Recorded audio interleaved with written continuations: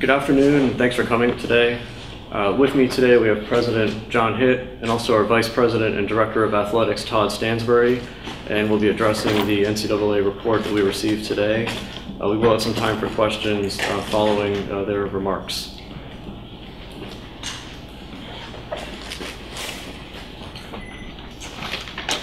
Good afternoon. We received the NCAA Division I Committee on Infractions findings of violations along with the penalties the committee adopted and imposed upon us. 65 page document is very comprehensive and detailed and addresses a series of events and the actions of a number of people. We understand and generally accept the findings and sanctions imposed by the committee. However, there are many details to digest and issues to consider, and we're in the process of thoughtfully considering the various elements of the report. We have decided, however, that we will appeal the decision of the Committee on Infractions to impose a postseason ban for the 2012 football season. We just don't believe the aggravating factors cited by the NCAA bylaws warrant or justify this sanction. In fact, they listed four, only two of which we think apply, and there are 5 factors, so 2 out of the 5, as we understand it, would apply in this case, and so therefore we would respectfully disagree with their conclusion of that postseason sanction on football. During this investigation and deliberative process, I would remind you that we have cooperated fully with the NCAA. UCF accepted the resignation of our former Director of Athletics and one of our football coaches. We've taken immediate public and ongoing action where needed to enhance our compliance monitoring. And we have self-imposed significant penalties that affect our institution, its programs, and our personnel.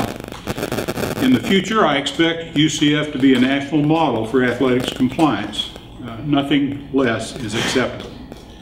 Todd Stansbury, our Vice President and Director of Athletics, has a few words to add, and then we'll be open to your questions. Todd?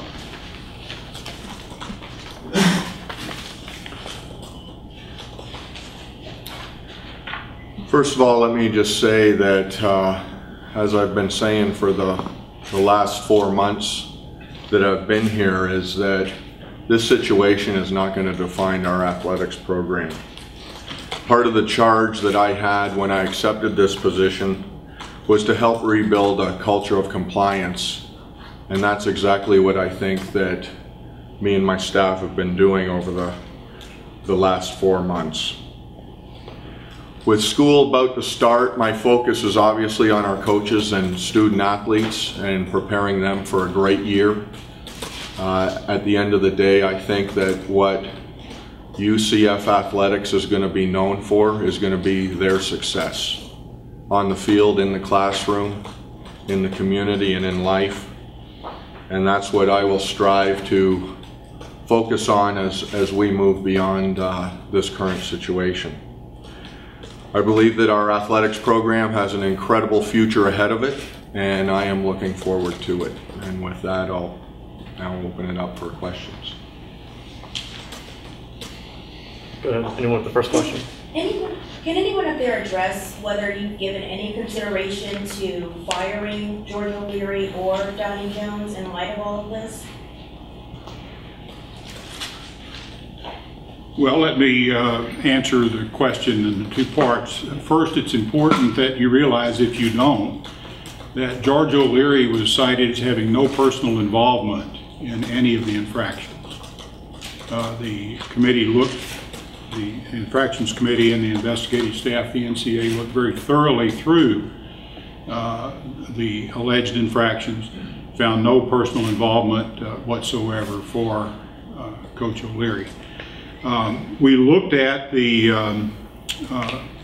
oversight that Coach Jones gave the men's basketball program. We talked to him about it. We thought that he had made some errors in judgment, and in fact he was suspended for the first 3 games of the season. That carried with it a significant financial penalty for the coach. But we did not believe that his actions or inactions either constituted grounds for his dismissal. So we thought about it, we asked the question in each case, and when we analyzed the apparent total lack of involvement of Coach O'Leary and the rather modest involvement of Coach Jones, having to do mostly with supervision of the work of his assistants, we just didn't think it merited firing him. Dr. Hitt, question. John, what does the appeals process mean for the football program? Does it virtually guarantee, based on the length of the process, that this football team, while appealing, will still be able to play for a conference championship and go to a bowl? That's my understanding, Pat. If they're successful on the field, they could play for a conference championship and go to a bowl. I don't know that we have talked to Conference USA yet about that. Actually, they're in the process of also trying to. Yeah. But normally penalties are held in abeyance as appeal actions are followed. So we've got 15 days to appeal, then I think there are 2 successive 45-day periods that might elapse, and so it's very unlikely that the appeal would be dealt with before the end of the season. So I'm speculating to some extent, but I think it's fairly well-grounded speculation that the team, if successful on the field, would be able to play for the championship and participate in a bowl. Now, if we're not upheld on our appeal, then next year we would suffer the penalty. Mike? Dr. Hitt, the 4 words nobody likes to hear: lack of institutional control. The NCAA found you guys guilty of that. Considering the role of your former athletic director, are you surprised with that finding? And also, how harmful is that to the reputation of the school? Well, it isn't helpful to the reputation, Mike, but if you think about the situation we found ourselves in, where our director of athletics, that's the individual that we expect to really represent institutional control at the operational level, when he was involved personally in some of the infractions, I couldn't argue with the notion that we showed a lack of institutional control. It was a terribly disappointing thing. Keith Tribble asserts very forcefully that he acted in ignorance, not with deliberate disregard for policies as he understood them. But nonetheless, he was the person upon whom I depended to uphold the highest standards of the university, the conference, and the NCAA. And whether it was willful or an act of ignorance, he did not do that. So I think that meets the definition of lack of institutional control. Also, have you changed your philosophy on giving the AD, no matter who it is, sort of carte blanche to run the athletic program? Not really. I think you have to have a chief executive, if you will, for athletics, and invest in that person your trust and confidence. If you can't do that, then you need to make a change. We do have, I would say, a greater emphasis on compliance, and we have now at the institutional level appointed a university-wide director of compliance and ethics, and the director of compliance for athletics reports jointly to her and to our vice president and director of athletics. So we've changed the reporting structure. In the process of interviewing candidates for the vice president and director of athletics position, we were able to inquire about the number of compliance staff members in different institutions, some of which are very prominently known, others less so. The better and bigger the institution, the more likely they were to have 5 compliance staffers. The smaller, maybe it was 2. Well, I think we had 2.5. We got 5 now, and there's a reason for that. We think that as we become bigger and more complex, as we attract more attention, we need to staff up more in compliance, and we believe we've done that effectively. Dr. Hitt, do you feel like the NCAA in any way hit you guys, particularly with the football ban, because of what's happened at Ohio State, North Carolina, and most recently Penn State? I don't know that I would phrase it that way, but let me say that I think most students of the NCAA and intercollegiate athletics have been forecasting that penalties would get stronger, become greater in months ahead, and I think we're seeing that. If someone were to say, well, if you look at precedent, the penalties that were imposed on UCF were somewhat stronger than in other cases. I think an honest answer from me would be, yeah, it looks that way, but remember, the press, the members of the NCAA executive team, leadership of the university leadership of the NCAA have all been saying that this is a new day and that penalties are going to become more severe. So I would say, yes, they have become more severe, you know, we seem to be the recipient of an early dose of that. Stansbury, as I understand it, UCF is considered a repeat offender because you were already on probation. Now you have 5 more years of probation. What assurances can you offer fans that this is going to end and that these things won't continue to happen?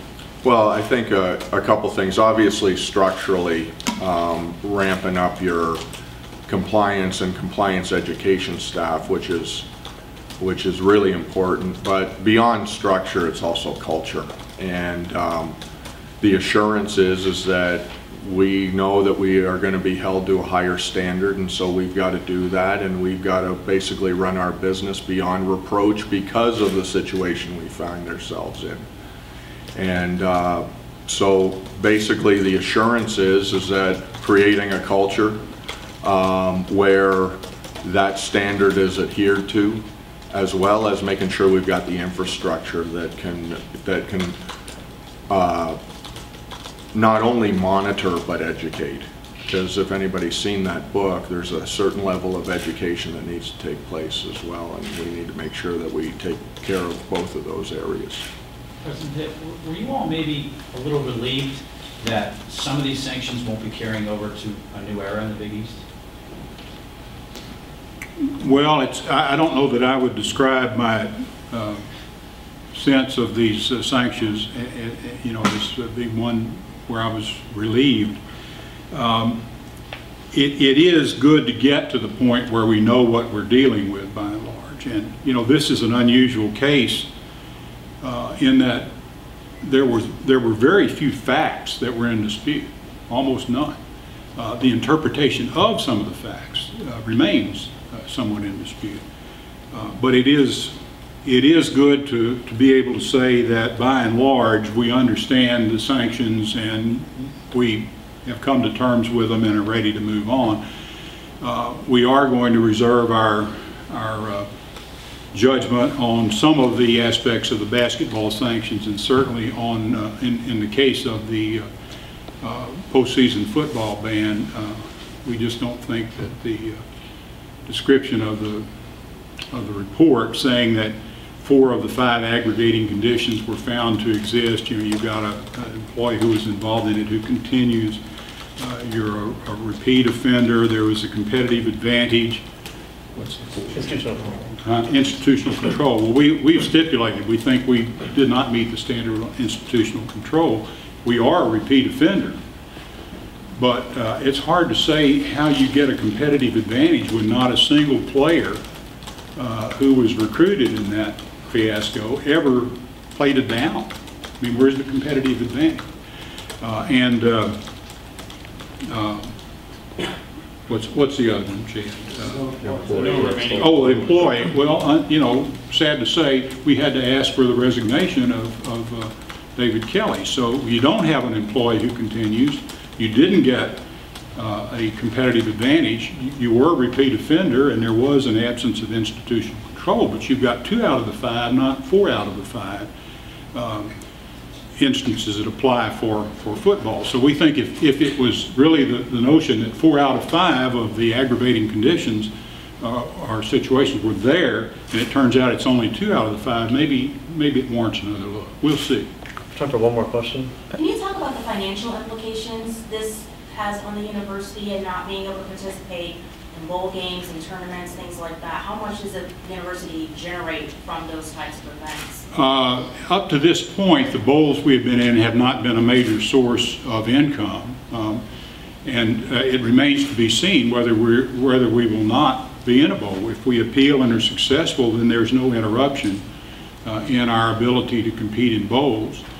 We have not been in the NCAA tournament in years in basketball, so a 1-year ban You know, maybe this year would have been the magic year when we broke through, but it's nothing we're used to in recent years.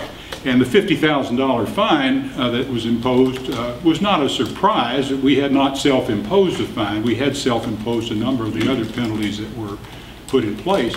But that's, you know, on a $30-some million budget, that's not a huge problem. It's, you know, obviously we think we have better uses for $50,000 than paying fines, but it's not a material impact on the overall operation. You don't think ticket sales will be impacted at all? Well, they could be, but you know, this is life. You play through it. Dr. Hitt, you guys were 5-7 in football last year. Disappointing season. Fans were looking forward to this year. Preseason predictions where you guys are going to be really good. If the appeal is not successful, is this a lost season for UCF? Well, Mike, I think that the timetable of handling the appeal will guarantee that this season plays out. Now, if the guys aren't successful on the field, then it's not a successful season. But if things go as we believe they will, with an appeal, this group of guys can play their full schedule, play for a championship, and play in a bowl. The appeal puts a hold on any penalty. Yeah, after the season, if our appeal is denied, then, and it's at the conclusion of this season, then the penalty would be for next season. Thank you all for coming. Thank you.